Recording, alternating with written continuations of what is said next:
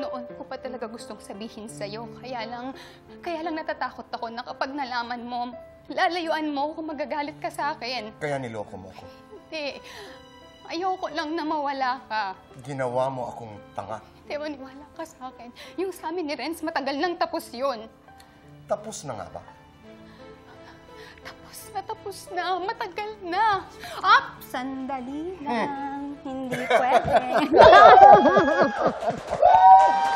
Naitay Kapuso, one of the most brilliant, one of the finest actresses in Asia, Jody Santa Maria.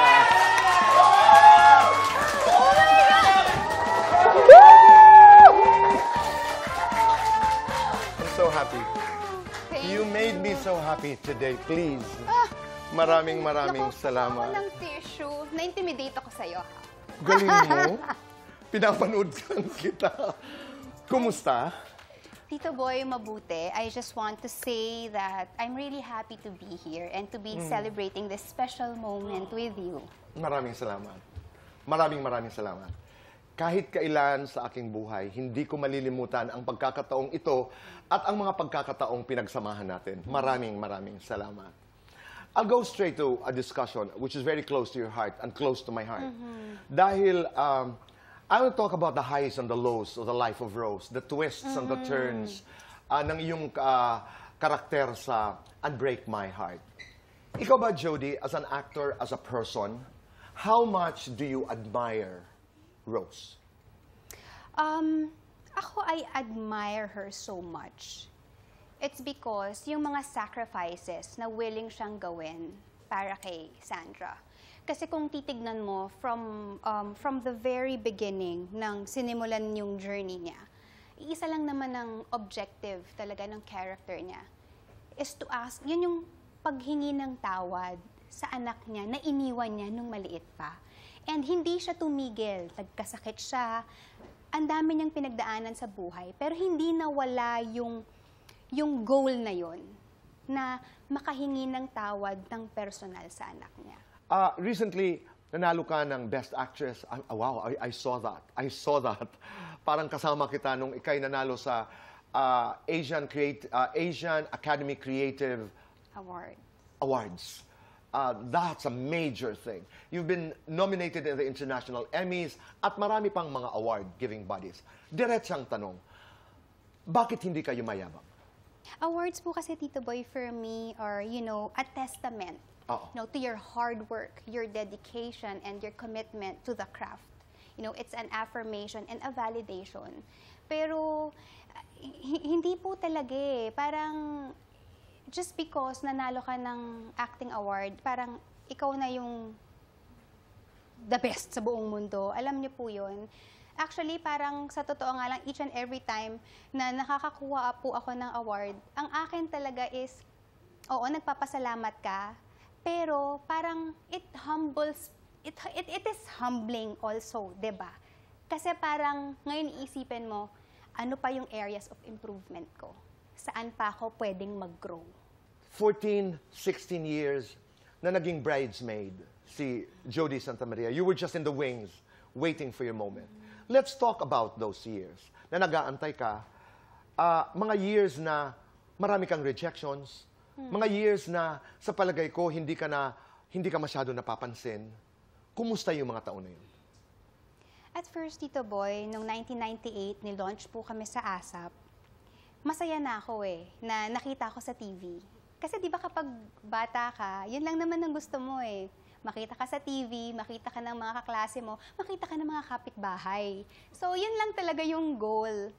Pero po, habang tumatagal, siguro mas lumalaki yung pangarap. Dun sa pagiging visible lang sa TV, pinangarap ko na magkaroon ng regular show. And then, after na magkaroon ng regular show, pinangarap kong mag-star sa isang pelikula. And then, pagkatapos nun, maka-work ang mga direktor, iba't ibang direktor.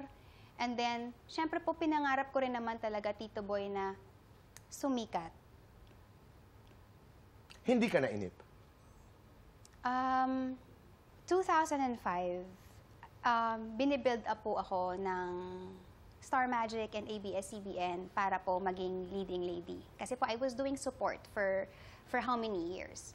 But then during that time, I chose love. So nagbabay po ako sa Pilipinas at nagpakasal po ako sa Amerika. So a year later, bumalik po ako ng Philippines. And then I told one of the BUH na pwede ko bang mabalikan kung ano yung mga proyekto na nakalaan, na naiwanan ko. And then I remember this person telling me, Jody, it doesn't work that way. You have to reestablish yourself.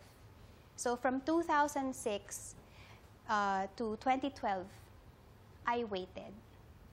Kumbaga, nagtrabaho lang po ako and during that time, I'd say na masaya po ako kasi may work.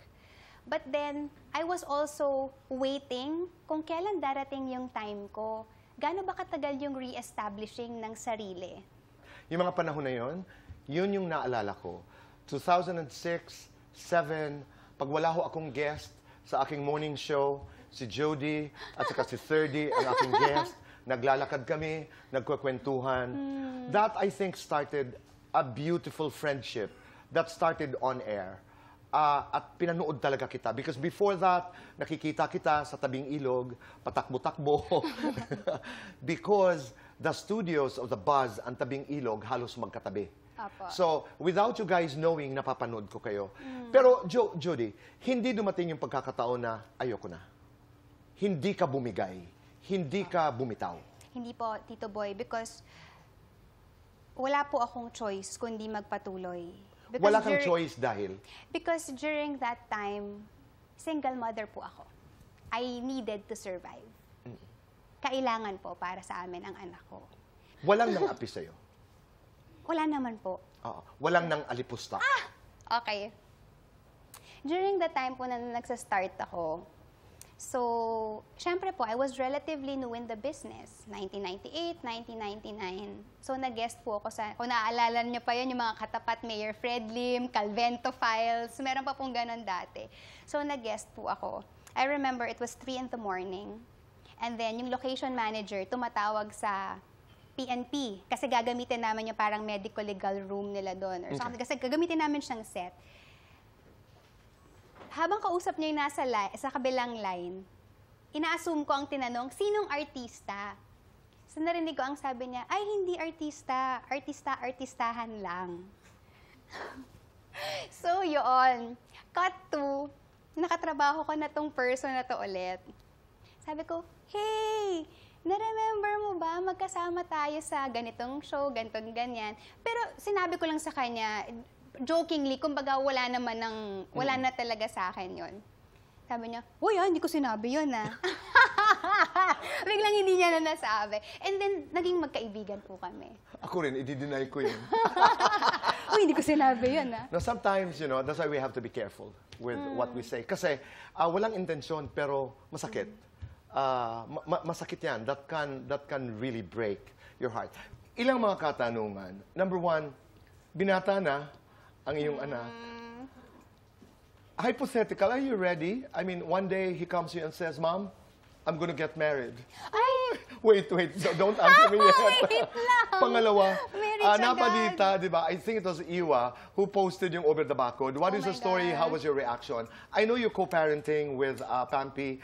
How is his experience? Life lessons you share with your son?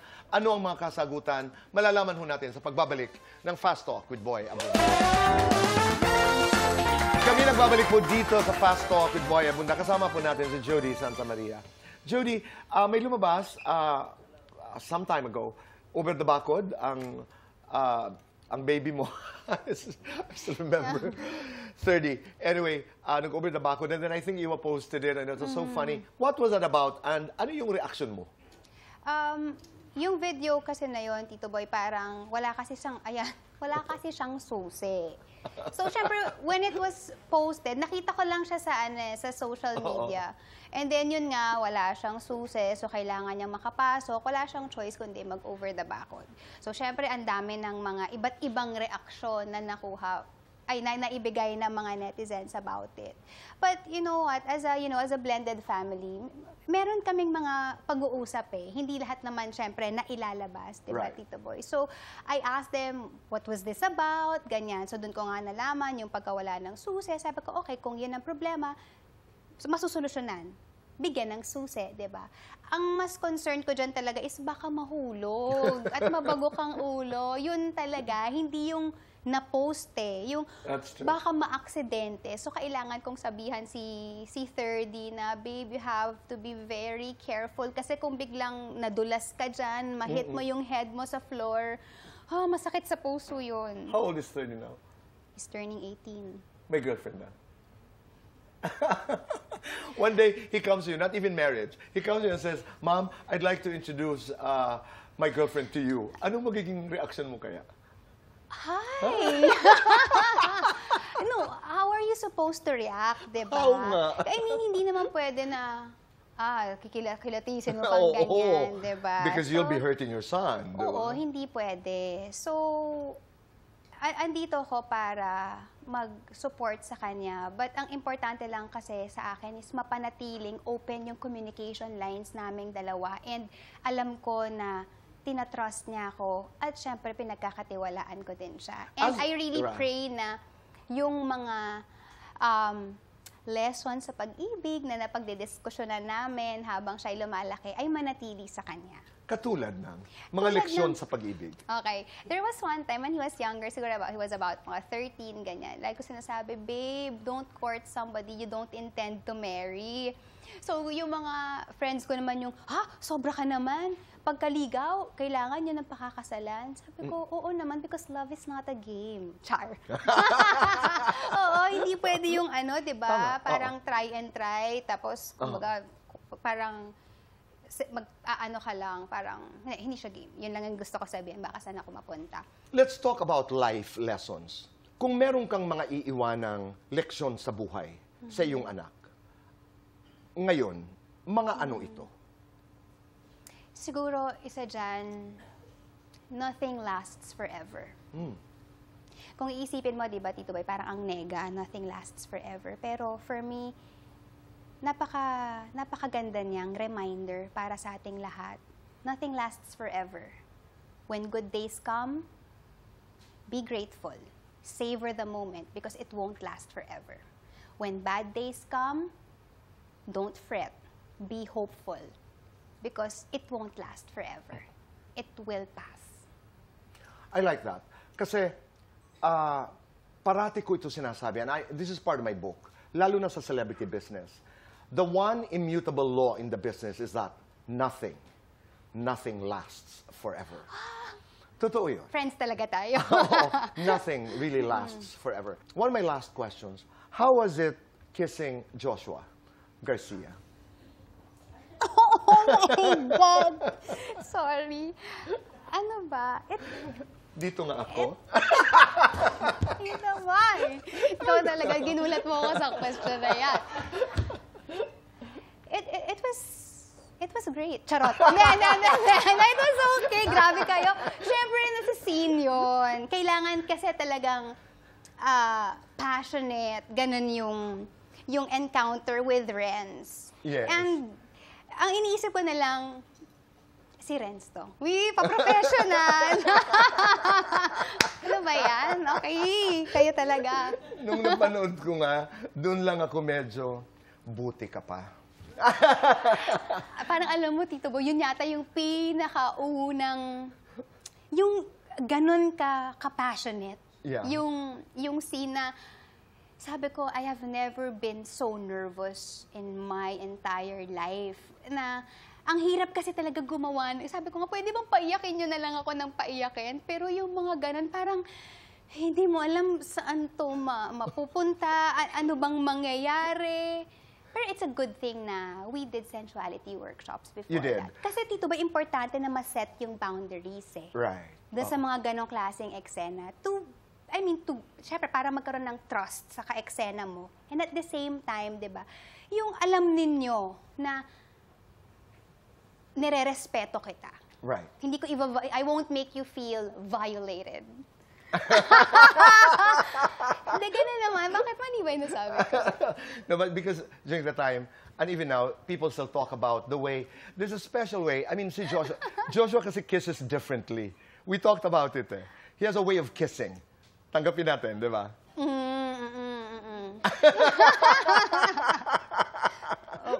Parang nga po. Yun na lang yung sabi, parang nga po. And I also want to pay tribute to Gabby Garcia. Oh, I love Gabby. Di ba? I super love that girl. You know what? What a Every girl. time we taping, I super look forward to, you know, to seeing her on set. And I just love talking to her. She's, you know, such a good soul. And pag nag-uusap kami tungkol sa craft, nakikita mo na, grabe yung hunger niya for growth. Pasalamat ka sa lahat for Unbreak My Heart. Well, sa lahat po ng mga patuloy na sumusubaybay at sumusuporta po sa Unbreak My Heart, maraming salamat po. And ang Unbreak My Heart po, nag-air po yan sa GMA Telebabad, 9:35 p.m. po yan, pati na sa iba ring mga GMA channels. Mapapanood din po ito abroad through GMA Pinoy TV and TFC. We're also streaming on View, iWant TFC, and GMAnetwork.com. Maraming salamat po. And now it's time to do fast.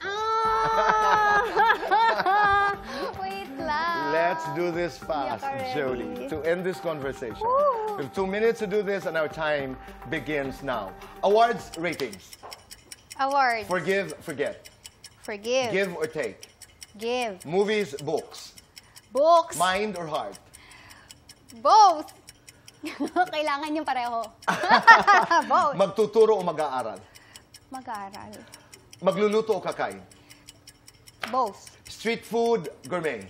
Street food. Laking pasa ito. Tabing ilog, tabing dagat. Tabing dagat. Bilang ina, the most exciting part. Yung makita mong napapabuti ang anak mo. Bilang actress, the most exciting part. Yung nakikita mong nagpe-pay off lahat ng hard work mo. Most exciting part sa pag-ibig. Most exciting part? Being, ayan. Being special. Ayan. Worst part. Worst part ng pag-ibig, magmahal ng maling tao. Saan ka magaling? Sa kumalma. Saan ka Kumalma. hindi magaling? Magalit. Biggest misconception about Jody Santa Maria. Suplada. Oo o hindi? Mataray ka ba? Hindi. Oo o hindi? Perfectionist. Yes, oo. Oo o hindi? Nagtatanim ng sama ng loob. Hindi. Kapuso actor na gusto mong makatrabaho. Lahat sila. Alden, Ding Dong, Dennis. Kapuso actress na gusto mong makatrabaho. Marian. When in doubt, what do you do? Pray. May cellphone si God. Anong iti-text mo? Lord, I want to thank you, say sorry, and say that I love you. Lights on or lights off? Doesn't matter. Happiness, happiness or chocolates? Hindi ako mahilig sa tsokolate. Best time for happiness. Anytime. Complete the statement. Jody, you did an excellent job dahil Because you worked hard for it in any and every aspect of your life. maraming salamat. I love you. I love And thank you for celebrating my birthday with me. Happy birthday. Tito Maraming Boy, I salamat. just wish that, you know, God grants you the deepest desires of your heart. Thank you. And I say thank you. Thank you. The divine in me bows to the divine in me. Namaste. Salamat. Thank you. Naitay, Kapuso, maraming salamat po sa inyong pagpapatuloy sa amin, sa inyong mga tahanan, at sa inyong mga puso. Suportahan po natin si Jody. And just one isa lang. Do one good thing a day. And let's make a difference. Let's make this world a better place. Goodbye for now, and God bless.